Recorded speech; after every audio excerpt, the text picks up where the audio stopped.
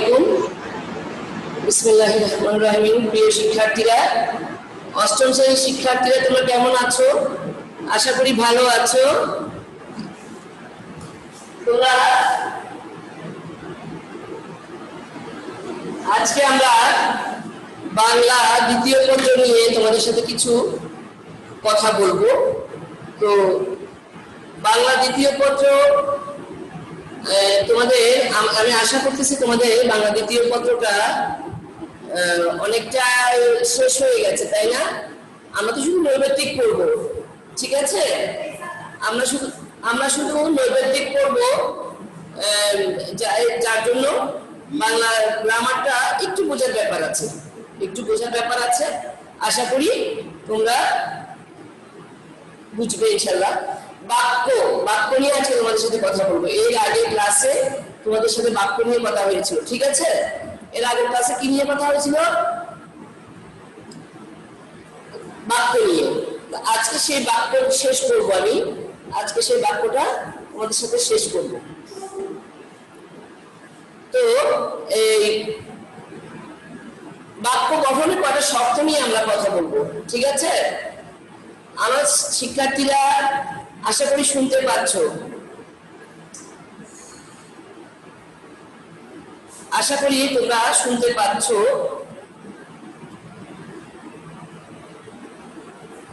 বাক্য গঠনে প্রথমে শর্ত আছিল, যেটা হচ্ছে আকাঙ্ক্ষা, আসক্তি, যোগ্যতা।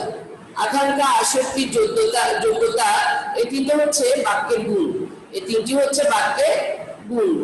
তো আকাঙ্ক্ষা কি, আসক্তি কি, যোগ্যতা কি, আমরা এর আগের ক্লাসে জানতে পেরেছিলাম। তো আমরা সেদিকে আর যাবো না। বাক্যের তিনটা গুণ আছে, এটা তোমাদেরকে একটু জানিয়ে দিলাম। এরপর আমরা যাব বাক্যের প্রকার, কয়েকটা অংশ নিয়ে। খণ্ড বাক্য, স্বাধীন বাক্য, অধীন বাক্য। এখন প্রতিটা বাক্যে কিন্তু কয়টা অংশ থাকে? দুটো অংশ থাকে। উদ্দেশ্য, বিধেয়। বাক্যে কয়টা অংশ থাকে? দুটো অংশ থাকে, উদ্দেশ্য, বিধেয়।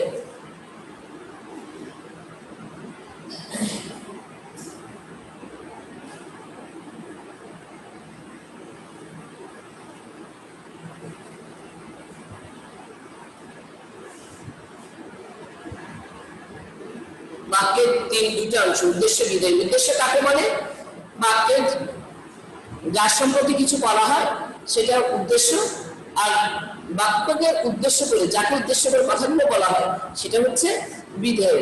যেমন ধরো, শিমুল মাঠে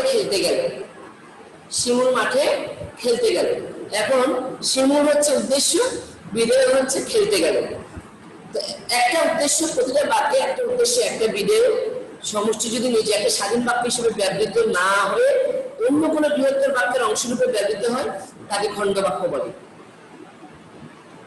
প্রিয় শিক্ষার্থীরা, তোমরা যারা আমাদের ক্লাসের সামনে এখন আছো, তাদের সাথে বলছি, বইটা একটু খুলে সামনে নাও।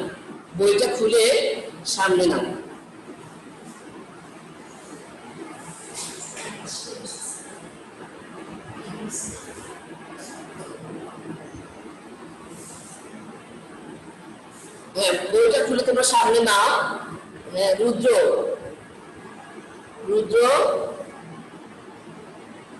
আসসালামু আলাইকুম। ওয়ালাইকুম আসসালাম। ভালো আছো তুমি? জি ম্যাম। পড়াশোনা করছো? জি ম্যাম। হ্যাঁ, পড়াশোনা ঠিক মতো করো। এই যে আমরা বাক্যের উদ্দেশ্য এবং বিধেয় নিয়ে কথা বলছি, বই খুললে তোমরা বইয়ের সাথে একটু মিলিয়ে নাও। একটা বাক্যে দুটো অংশ থাকে, একটা হচ্ছে উদ্দেশ্য, একটা বিধেয়। যাকে উদ্দেশ্য করে বলা হয় সেটা উদ্দেশ্য, তাকে বলা হয় উদ্দেশ্য। আর যার সম্পর্কে কিছু বলা হয়, যে কথাটা বলা হয়, হচ্ছে বিধেয়। তো একটা উদ্দেশ্য এবং একটা বিধেয় ক্রিয়ার সমষ্টি যদি নিজে একটা স্বাধীন বাক্য রূপে ব্যবহৃত না হয়, অন্য কোনো একটা বড় বাক্যের অংশরূপে কাজ করে, তখন তাকে খণ্ডবাক্য বলে।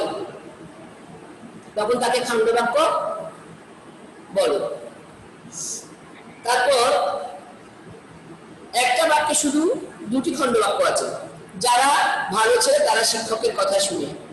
এখানে এখানে দুটি খণ্ড বাক্য আছে।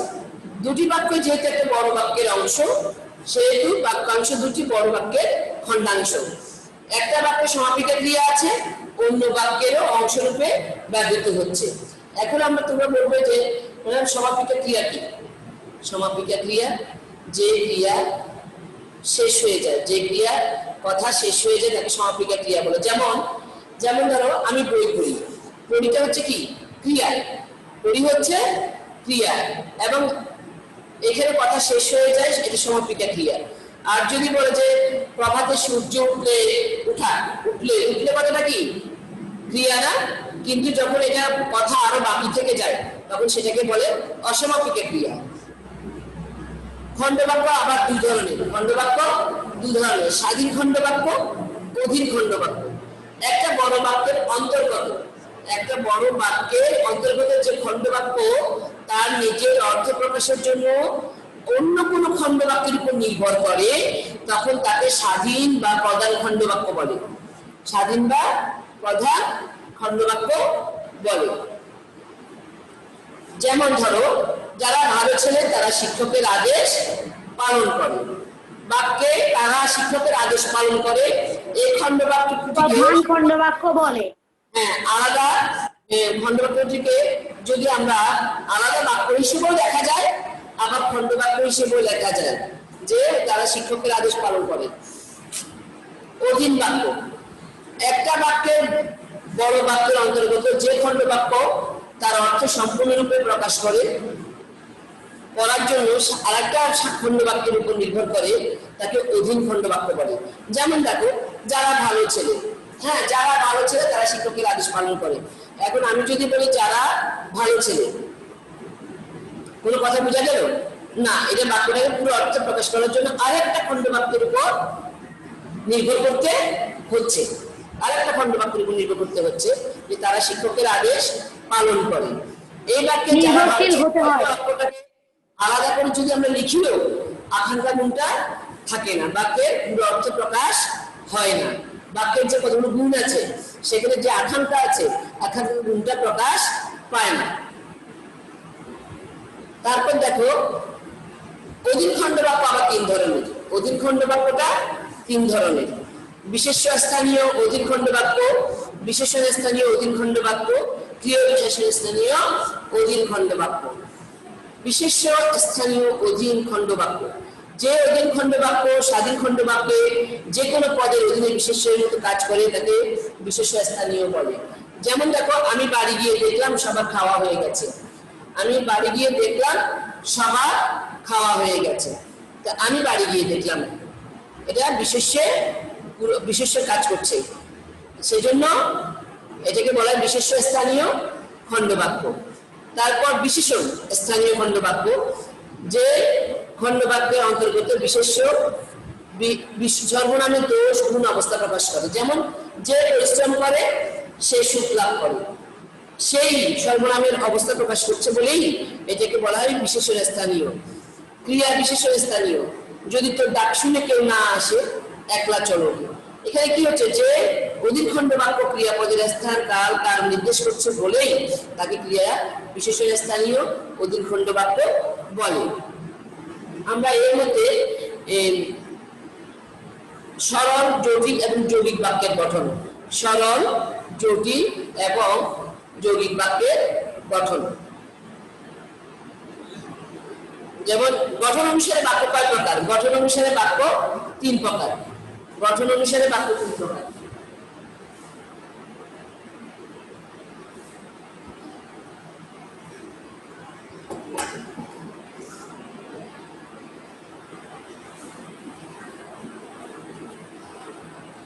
গঠন অনুসারে বাক্য তিন প্রকার: সরল, জটিল, যৌগিক।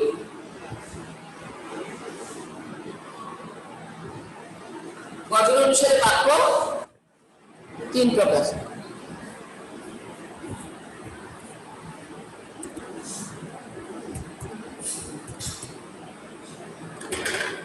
সরল বাক্য। সরল বাক্য কাকে বলে? যে বাক্যে একটা কর্তা বা উদ্দেশ্য একটা সমাপিকা ক্রিয়া থাকে তাকে বলা হয় সরল বাক্য। যেখানে একটা কর্তা থাকবে, একটা সমাপিকা ক্রিয়া থাকবে। যেমন আমি বই পড়ি, এখানে কর্তা একটা না, আমি বই পড়ি, একটা সমাপিকা ক্রিয়া, পড়িতে শেষ হয়ে গেছে, এটাকে বলা হয় সরল বাক্য। যেখানে একটা মাত্র কর্তা থাকবে, একটা মাত্র সমাপিকা ক্রিয়া থাকবে। আমি বই পড়ি, আমি ভাত খাই, কখন বই পড়ে, কখন স্কুলে যায়, এই ধরনের কথাগুলো হচ্ছে সরল বাক্য। জটিল বাক্য, জটিল বাক্য হচ্ছে যে বাক্যে একটা স্বাধীন বাক্য থাকে, এক বা একাধিক অধীন বাক্য পরস্পর যোগ হয়, তাকে জটিল বাক্য বা মিশ্র বাক্য বলে। জটিল বাক্যটি আবার আরেকটা নাম আছে, কি নাম? মিশ্র বাক্য। জটিল বাক্যের আরেকটা নাম হচ্ছে মিশ্র বাক্য। যে বাক্যে একটা স্বাধীন বাক্য থাকবে, তার সাথে আবার এক বা একাধিক, একের অধিক অধীন বাক্য থাকবে।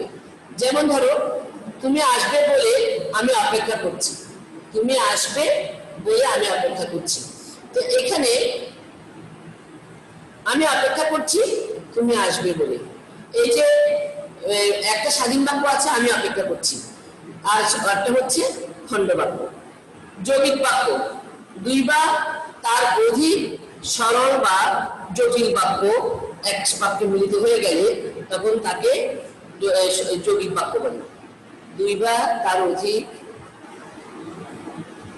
সরল বাক্য অথবা জটিল বাক্য যদি একসাথে একত্রিত হয়ে কোনো মনের ভাব প্রকাশ করে তখন তাকে বলা হয় যৌগিক বাক্য। যেমন ছেলেটি গরিব কিন্তু মেধাবী। জটিল এবং যৌগিক বাক্যের একাধিক বাক্যাংশ বাক্য দিয়ে গঠিত। জটিল বাক্যের অন্তর্গত বাক্যাংশগুলো পরস্পর সাপেক্ষ, একটা অপরটার উপর নির্ভর করে। হ্যাঁ, ছেলেটি গরিব কিন্তু মেধাবী। দুঃখ এবং বিপদ একসাথে আসে। এতক্ষণ অপেক্ষা করলাম কিন্তু তুমি আসলে না। এখানে কি দেখেছো? একটা জিনিস তোমরা খেয়াল করেছো, একটা জিনিস লক্ষ্য করেছো, এখানে কতগুলো বাক্যে এগুলো স্বতন্ত্র, বাক্যগুলো আলাদা আলাদা ভাবে অর্থ প্রকাশ করছে। বাক্যগুলো কিন্তু আলাদা আলাদা ভাবে অর্থ প্রকাশ করে, কিন্তু একসাথে আবার ও, এবং, কিন্তু, অথচ, কিংবা, বরং এই ধরনের অব্যয়সূচক বাক্য শব্দগুলো দিয়ে আবার যোগ হচ্ছে। যদিও লোকটা ধনী তবুও সে কৃপণ, এটা হচ্ছে একটা জটিল বাক্য। এটাকে আমরা এখন যৌগিক বাক্যে পরিণত করবো। কিভাবে করবো বলতো? যদিও লোকটা ধনী তবুও সে কৃপণ, এটা হচ্ছে জটিল বাক্য। এটাকে আমরা এখন যৌগিক বাক্যে রূপান্তর করব। কি বলতে পারি তাহলে? লোকটি ধনী কিন্তু কৃপণ।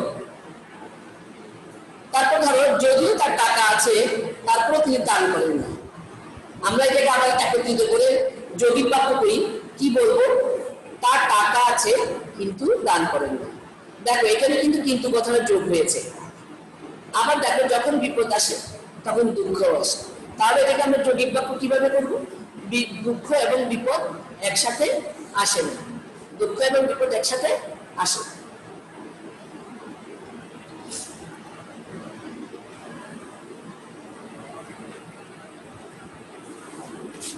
আমরা এই পর্যন্ত বাক্যে পুরো বাক্যটাকে যদি একটা সামারাইজেশন করি তাহলে আমরা কি কি শিখলাম? একটা প্রথমে বাক্যের আবার শুরুতে আমি যাচ্ছি, বাক্য গঠনের শর্তগুলো কি কি ছিল। আচ্ছা, প্রথমে বলি যে বাক্য কাকে বলি। আমি আবার একটু রিভাইজ করছি তোমাদের সাথে।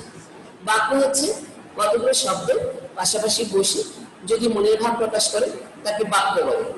হ্যাঁ, এই বাক্য আবার গঠনের জন্য কতগুলো শর্ত আছে, কতগুলো গুণ থাকতে হবে। বাক্য গঠনের জন্য কতগুলো শর্ত বলতে কতগুলো গুণ থাকতে হবে। যেমন ধরো, গুণগুলো কি কি? আকাঙ্ক্ষা, আসক্তি, যোগ্যতা। যদি বাক্যের অর্থ পুরোপুরি বোঝার জন্য একটা পদ শোনার পরে আর একটা পদ শোনার যে ইচ্ছা তাকে আকাঙ্ক্ষা বলে। একটা পদ শোনার পরে আর একটা পদ শোনার যে ইচ্ছা তাকে আকাঙ্ক্ষা বলে। যেমন ধরো, রোহিত মন দিয়ে লেখাপড়া, এতটুকু বললাম, তাহলে আমাদের কাছে কথাটা কোনো স্পষ্ট হয়নি। আমরা কি বলবো? হ্যাঁ, রহিম মন দিয়ে লেখাপড়া করছে। যদি বলি যে শুধু লেখাপড়া বলে বসে থাকি, তাহলে দেখা যাবে যে আমরা পুরো অর্থটা বুঝতে পারছি না। এই যে একটা পদ বলার পরে আর একটা পদ শোনার যে ইচ্ছা, সেটাকে বলে আকাঙ্ক্ষা। যেমন আসক্তি। আসক্তি বাক্যের অর্থসঙ্গতি রক্ষা করে পদগুলোকে যথাযথভাবে সাজিয়ে রাখার নাম আসক্তি। বাক্যের অর্থসঙ্গতি রক্ষা করে পরপর পদগুলোকে সাজিয়ে রাখার নাম আসক্তি। যেমন ধরো, বাবা, বাজার, ইলিশ, যাবো হলো, যাবে হলো না। তাহলে বাক্যটাকে অর্থসঙ্গতি রক্ষা করতে হবে। যেমন বাবা বাজারে ইলিশ আনতে যাবেন। আবার যদি বলি যে বাবা বাজার থেকে ইলিশ এনেছেন, তো এখানে যদি আমি এলোমেলো ভাবে কথা বলি, তাহলে মনে হবে যে কেউ আমার কথাগুলো বুঝতেও পারবে না। আবার বাক্যের তাহলে কি গুণ হারালো? আসক্তি গুণটা হারালো। বাক্যের অর্থসঙ্গতি রক্ষা করে পদগুলোকে যথাযথভাবে সাজানোকে বলে আসক্তি গুণ। এটি কিন্তু নৈর্ব্যক্তিক এ আসে। একটু খেয়াল করে শিক্ষার্থীরা, বাক্যের আসক্তি গুণের অভাবে কি হয়? বাক্যটার কথাগুলো এলোমেলো থাকে। তো বাক্যের অর্থসঙ্গতি রক্ষা করে বাক্যের অর্থসঙ্গতি রক্ষা করে পদগুলোকে যথাযথভাবে সাজিয়ে রাখার নাম হচ্ছে আসক্তি। এরপর আসে যোগ্যতা। বাক্যের অন্তর্গত পদগুলোর মধ্যে অর্থের সঙ্গতি ভাবে যে একটা মিলবন্ধন। বাক্যের পদগুলোর মধ্যে অন্তর্গত পদগুলোর মধ্যে যে একটা ভাবের সঙ্গতি এবং মিলবন্ধন, তাকে বলা হয় যোগ্যতা। যেমন ধরো, আমি যদি বলি যে আমি বড়শি দিয়ে মাছ ধরছি, তাহলে তো কথা ঠিক আছে। আর যদি বলি আমি বড়শি দিয়ে নারকেল পারি, হবে? আমি বড়শি দিয়ে নারকেল পারি বলে তো কথাটা হলো না, উল্টা পাল্টা কথা হয়ে গেল। হ্যাঁ, তাহলে কি বুঝলাম? আমাকে বলতে হবে আমি বড়শি দিয়ে মাছ ধরি। তাহলে একটা সার্থক বাক্য তখনই হবে যখন তার যোগ্যতা গুণটা থাকবে। এটা একটা সার্থক বাক্য তখনই হবে যখন ও যোগ্যতা গুণটা বজায় থাকবে। তাহলে বাক্যে অর্থ এবং ভাবের অসঙ্গতি আমাদের থাকবে না এবং বিশ্বাসযোগ্য হয়ে উঠবে। সুতরাং এই বাক্যের পদগুলোর মধ্যে অর্থসঙ্গতি এবং ভাবের মিল রক্ষা করা আবশ্যক। আর এইটা করে বাক্যের যোগ্যতা গুলো। খণ্ডবাক্য, স্বাধীন, অধীন খণ্ডবাক্য। আমরা আবার একটু রিভাইজ করতে গিয়ে বলি যে প্রতিটা বাক্যে দুটো অংশ থাকে, উদ্দেশ্য, বিধেয়। আবার একটা উদ্দেশ্য, একটা বিধেয়, একটা কর্তা, একটা বাক্যাংশ যদি একসাথে হয় তখন সেটা তো সরল বাক্য। কিন্তু যখন একটা বাক্যের উপর আরেকটা বাক্য নির্ভর করে, যেমন ধরো যারা ভালো ছেলে তারা শিক্ষকের কথা শোনে, যারা ভালো ছেলে। তো এখন আমরা শুধু যদি বলি যারা ভালো ছেলে, কথাটা কিন্তু স্পষ্ট হলো না। তারা লেখাপড়া করে, তারা মন দিয়ে লেখাপড়া করে। এবং একটা এখানে তাহলে কি হলো? এখানে স্বাধীন বাক্য আছে একটা, আর গুলো হচ্ছে খণ্ড বাক্য। একটার জন্য আরেকটা বাক্যের উপর নির্ভর করে, যেটা সেটাকে খণ্ড বাক্য বলে। খণ্ড বাক্য দুভাবে হয়, স্বাধীন খণ্ড বাক্য, অধীন খণ্ড বাক্য। যেমন ধরো, যারা ভালো ছেলে তারা শিক্ষকের আদেশ পালন করে। এখানে শিক্ষকের আদেশ পালন করে এই খণ্ড বাক্যটাকে আলাদা বাক্য হিসেবেও দেখা যায়, আবার স্বাধীন খণ্ড বাক্য হিসেবেও ব্যবহার করা যায়। আবার অধীন খণ্ড বাক্য যদি বলি যারা ভালো ছেলে, এটা কিন্তু স্বাধীন বাক্য, খণ্ড বাক্য না। এটা স্বাধীনভাবে অর্থ প্রকাশ করে না, এটা অধীন খণ্ড বাক্য। ঠিক আছে, এটা অধীন খণ্ড বাক্য। অধীন খণ্ড বাক্য আবার তিন ধরনের: বিশেষ্য স্থানীয়, বিশেষণ স্থানীয়, ক্রিয়া বিশেষণ স্থানীয়। এটা আমি তোমাদের সাথে বলেছি। তারপর সরল, জটিল, যৌগিক বাক্য। বাক্যের তিনটা প্রকার ভেদ, বাক্য গঠন অনুসারে তিনটা প্রকারই বলবে: সরল বাক্য, জটিল বাক্য, যৌগিক বাক্য। সরল বাক্য একটা কর্তা থাকবে, একটা উদ্দেশ্য থাকবে, তার মধ্যে কথা শেষ হয়ে যাবে, সেটাকে বলা হয় সরল বাক্য। জটিল বাক্য যে বাক্য স্বাধীন বাক্য এবং এক বা একাধিক অধীন বাক্য থাকবে, তাকে জটিল বাক্য বা মিশ্র বাক্য বলে। জটিল বাক্যের অপর নাম মিশ্র বাক্য। তারপর যৌগিক বাক্য, দুই বা তার অধিক সরল বা জটিল বাক্য একটার সাথে কোনো অর্থ প্রকাশ করলে তাকে বলা হয় যৌগিক বাক্য। আমরা আজকে এতটুকুই। শিক্ষার্থীরা, তোমরা, আমি একটা হোমওয়ার্ক দিচ্ছি, এখান থেকে 20টা নোট করবে, 20টা বহু নির্বাচনী প্রশ্ন করবে, ঠিক আছে? আমি তোমাদের হোমওয়ার্ক দিচ্ছি 20টা 20টি বহু নির্বাচনী প্রশ্ন বাড়ির কাজের খাতায় তুলবে। 20টা বহু নির্বাচনী প্রশ্ন একদম বাড়ির কাজের খাতায় সুন্দর করে তুলে ফেলবে। আর ক্লাসে যে শিক্ষার্থীরা, তোমরা জানো তোমাদের পরীক্ষা কোথায় হবে? তোমাদের পরীক্ষা স্কুলে হবে। এবং আমাদের স্কুলের পরীক্ষা কিন্তু জেএসসি পরীক্ষার মতো এত সহজ হয় না, তোমরা জানো এটা, ঠিক আছে? এত সোজা হয় না। সুতরাং তোমাদেরকে যদি একটু ভালো রেজাল্ট করতে হয়, একটু ভালোভাবে রোল নম্বরটা ধরে রাখতে হয়, তাহলে কি করতে হবে? রোল নম্বর যখন তোমরা ধরে রাখতে চাইবে তখন কিন্তু ভালো করে একটু করতে হবে। এই কয়টা মাস, একটা মাস, এক মাস না, আসলে তোমরা আরো সময় পাচ্ছ, ভালো করে কিন্তু এই বহু নির্বাচনীটা করবে। বহু নির্বাচনীতে আমি দেখেছি তোমরা বেশি খারাপ করবে, ঠিক আছে? বহু নির্বাচনী করবে। বাড়ির কাজটা রেডি করে দেবে। আজকে এই পর্যন্ত, ইনশাআল্লাহ তোমাদের সাথে আবার দেখা হবে, আবারও আমি অন্য টপিকস নিয়ে কথা বলবো। খুদা হাফেজ। না,